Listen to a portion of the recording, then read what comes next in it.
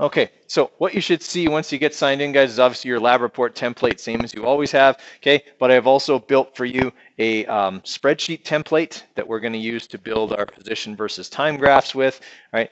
So you should probably have both of those open. We'll be inputting our class data into the spreadsheet once we've collected it. Okay, so we'll be doing the procedure out in the hallway and getting all of that data. Okay, and then obviously there's the lab sheet that I'll be working off of. Okay, that's the graphing lab.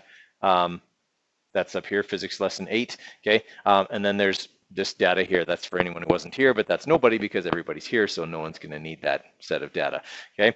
All right, so let's walk through what we're doing here. Okay, so the problem we're investigating is we are looking for the relationship between distance and time for an object that's traveling at a constant speed. Okay, so if I'm graphing position and time together, okay, which of those two things will go on my x-axis, position or time? Time, yeah. Time will go on the x-axis because time is actually our manipulated variable. Okay, time's our manipulated variable because it affects how far the car will go. The longer I let it run, the farther it will travel. Right? Safe to assume that. So in that way, we're not manipulating time. We're not making it run faster or slower or backwards or sideways. We're just deciding how long the experiment runs for and the measurement interval. We're going to measure the position every 5 seconds. All right? So the position will be a function of time. All right. So that means then that on the y-axis, we'll have position. So we'll have time in seconds and we'll have position here, which makes position which variable? Responding, yeah. Because again, the longer I let it travel for, the farther it's going to go, or the more it will change its position. And that's true for any graph. A graph always shows the manipulated variable on the x-axis and the responding variable on the y-axis. Okay? Now, this object's going to travel at a constant speed because they're these little motorized carts. Okay? Once we start them, they travel at a constant speed until we shut them off. Okay?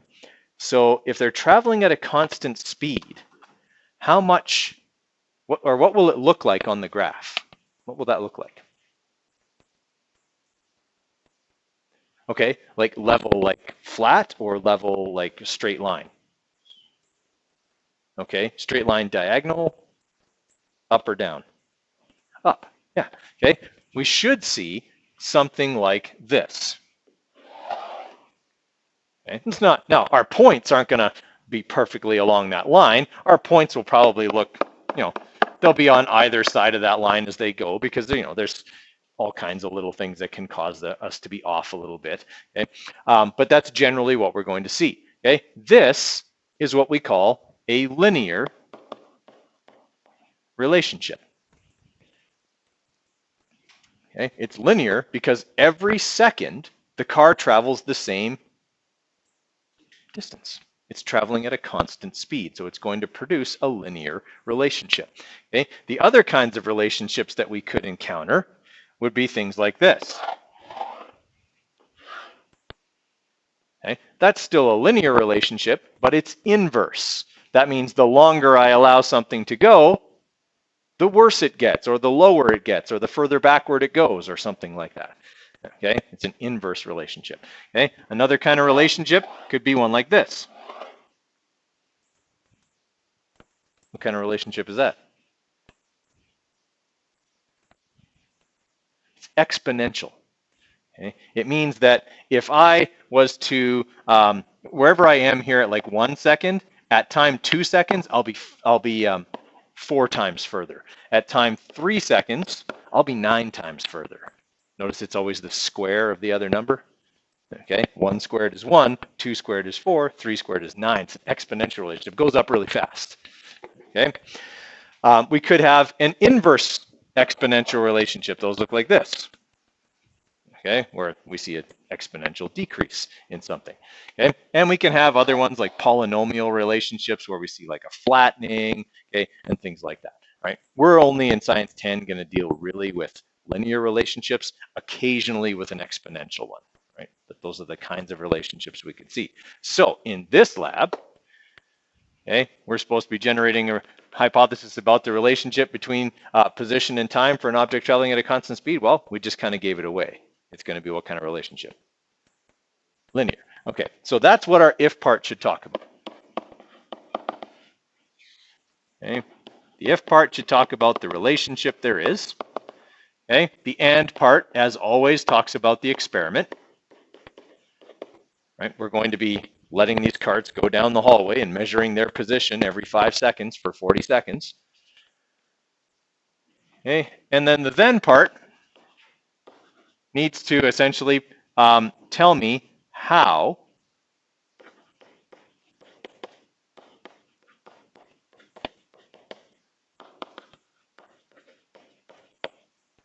actually not speed, the velocity.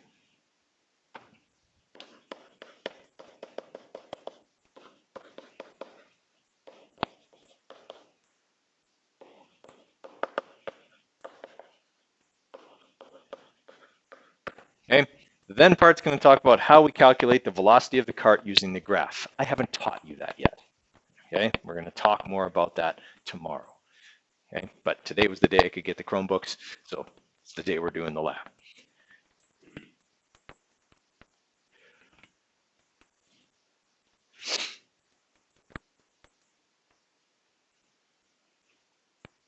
Actually, you know what? I did teach you this. We talked about it the day I went over how to build the graphs, and we did the position versus time graph at the very end, but I'll review it because you probably don't remember. It was right at the end of class. Okay, so we've talked about our hypothesis. Okay, we've also talked about our responding and manipulated variables. Make sure that you explain them as well. Okay, I kind of explained them both, but you guys need to put it in your own words. Okay, remember that you also need 3 controlled variables. Your controlled variables would be anything that could affect the speed of the cart, okay, or anything that affects how the cart travels along the floor. Okay, anything that can affect that needs to be controlled because this experiment doesn't work if the cart's velocity is not constant. Okay.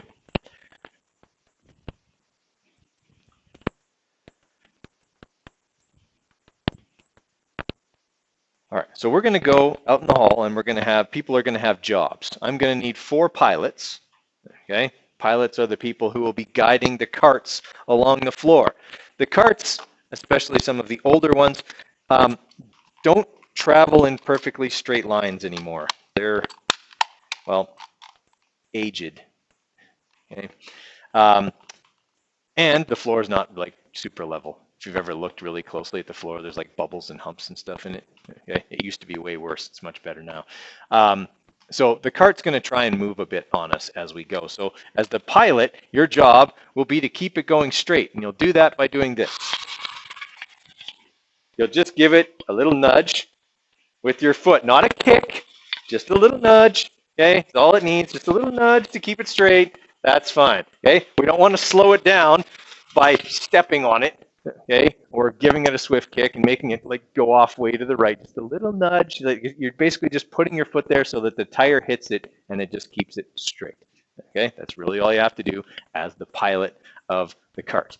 Okay, I will also need someone to be the timer. They will just be using the stopwatch on their phone, okay, and telling the marker when to put a marker on the floor. Okay, markers will be these little sticky notes. So we'll have this measuring tape laid out on the floor. We're going to run the carts beside the measuring tape, okay, and the marker's job will simply be to kind of shuffle along, and when the timer says now, to put a marker down on the tape where the cart was.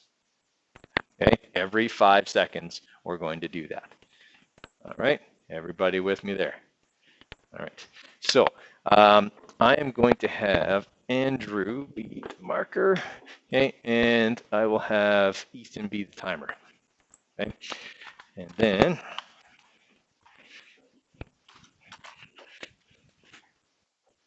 I'm voluntelling you guys, voluntelling you. Okay, if you're gonna be these. Okay, all right, so if you've got a piece of equipment, you have a job. If you don't have a piece of equipment, you have a job. Take your Chromebook out there. Your job is going to be to record all the numbers.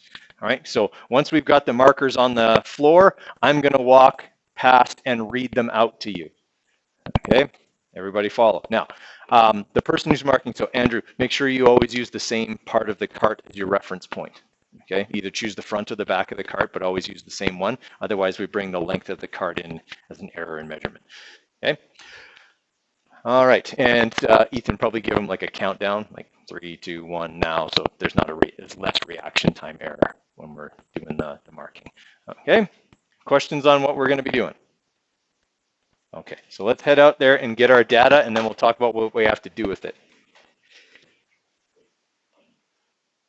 All right, so now that we've got our data, a couple of things, okay? If you put M's in every box, you'll need to take them out, okay? There can't be units in the actual data fields, okay? If there are, Google Sheets will not graph it because it won't recognize it as a number, all right? So what you have to do is have the units at the top of the column in the heading, okay, so that people know this is time in seconds, this is position in meters, but you can't have the units in every single box because it just confuses the heck out of Google Sheets if you do, okay? All right, so what we want to do now is we want to put all of these carts on the same graph. Rather than build 4 graphs, we can put all 4 onto one graph. We don't need cart 5, so we can actually just delete that whole column, okay, just so it's not confusing us. All right, so to put all of these on one graph, here's what I need to do. I need to click and drag so I highlight all of my data, including the headings, because those will be my labels later. Okay, then I'm going to go to insert, just like we did the other day. And I'm going to want to insert a chart.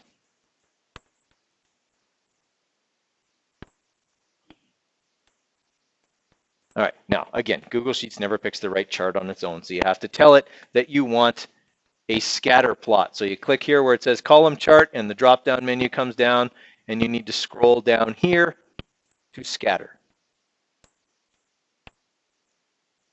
Okay, when you do that, you should see something that's looking kind of like what we thought it would look like. Okay, each cart has its own set of points, okay, that are pretty linear, okay, looking kind of like what we want. All right, so just double check that everything matches what I've got here, that it's taken the x-axis and made that time, okay, that it's made the other series, carts 1, 2, and 3, and 4, okay, since we all have exactly the same file and the same setup, it should all look exactly the same, okay. Once I have that stuff, then I'm going to go over to customize to make my graph look right. Okay, well, that's where I'm going to put in the title and all of that kind of stuff. Okay, you'll notice that it didn't put a label over here on my y-axis. I'm going to have to add that. It's not a big deal, okay, but I have to add all those things. So I'm going to go to customize. Okay, and I'm going to go to chart axis and titles. Okay, right now the chart title makes no sense. Right, so I'm going to change that to something that makes sense.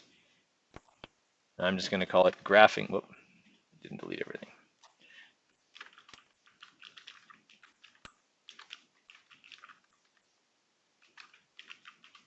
And graphing lab position versus time. Okay, that's a title that makes sense. That's what's on the graph. Okay. Once I've changed the title, then I need to click here where it says chart title so I can get the vertical axis, because there's no label there right now. No one will know what's on that axis unless I write something there. So I'm going to click on vertical axis title. And what did we say was on that y-axis? Right, position in meters. Whoop.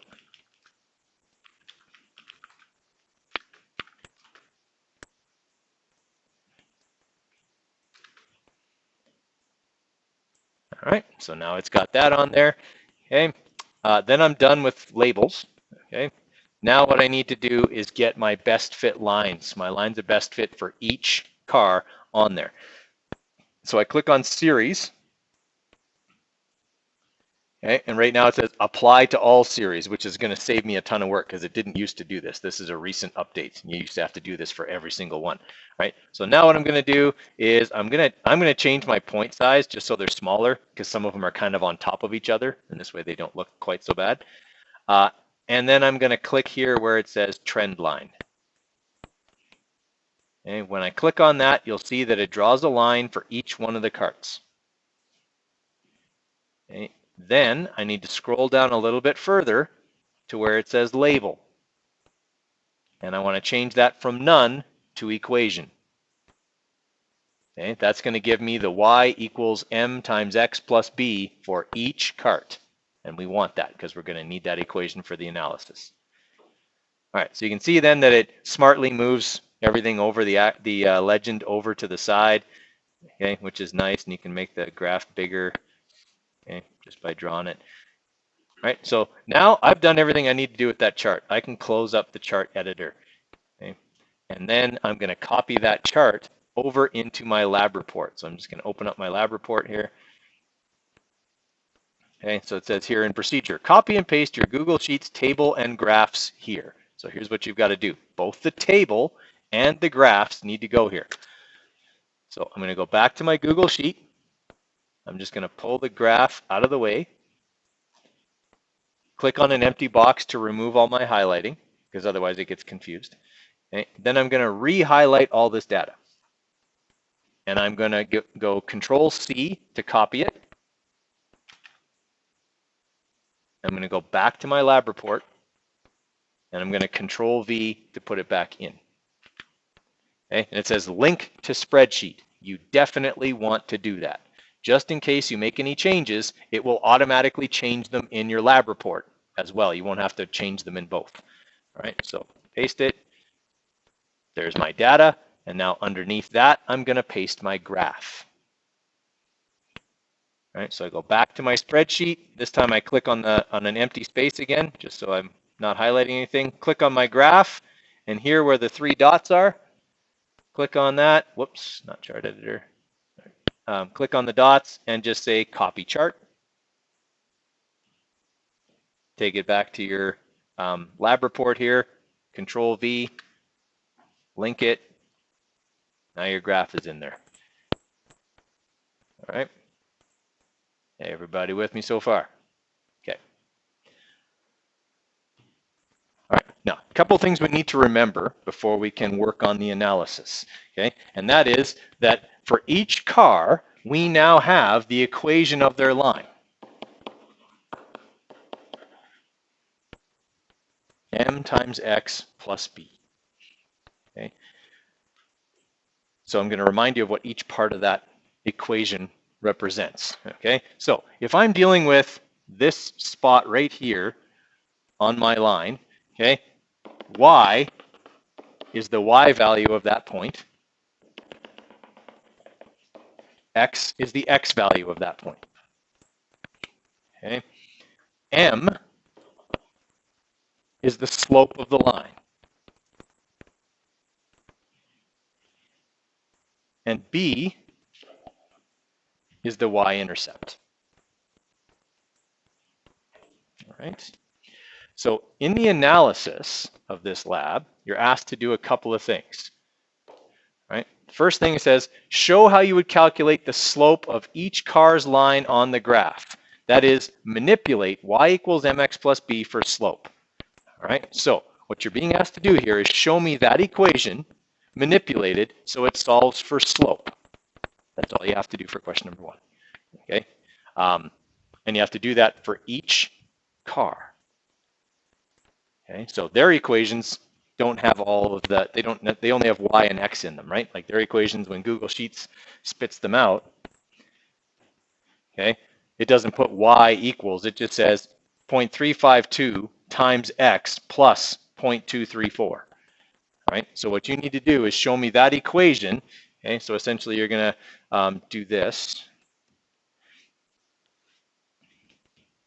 You're going to say y equals 0.324 times x plus 0.234, or whatever the numbers were. Okay, that's what you've got. You need to show me that equation manipulated so it solves for slope. Now, is the slope number already in there? That's fine. Okay, just show it so that you've isolated that number. Okay, you don't have to put in numbers for y or x. I just want to see the equation manipulated for slope. Okay, everybody follow me there? So I'm just checking your algebra with that question. That's all I'm doing.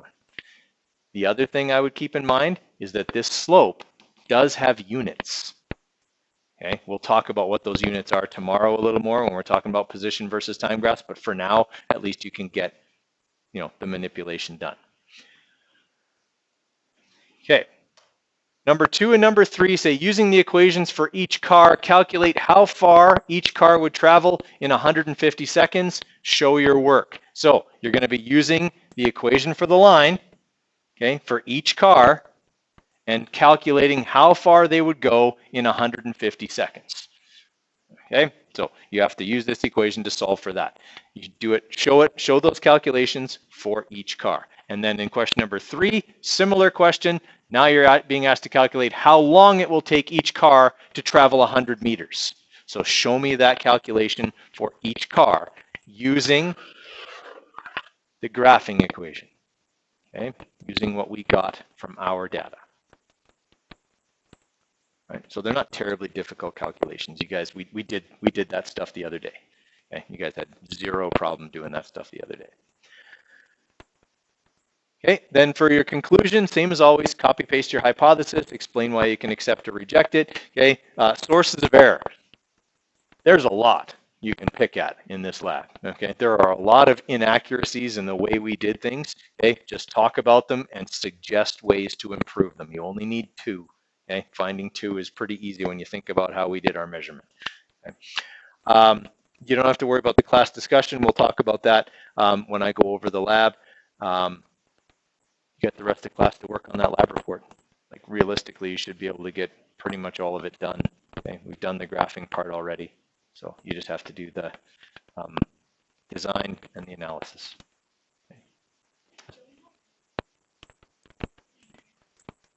No, we're supposed to go now. You're right. Thanks for reminding me. I have nothing ready for my period 2 class.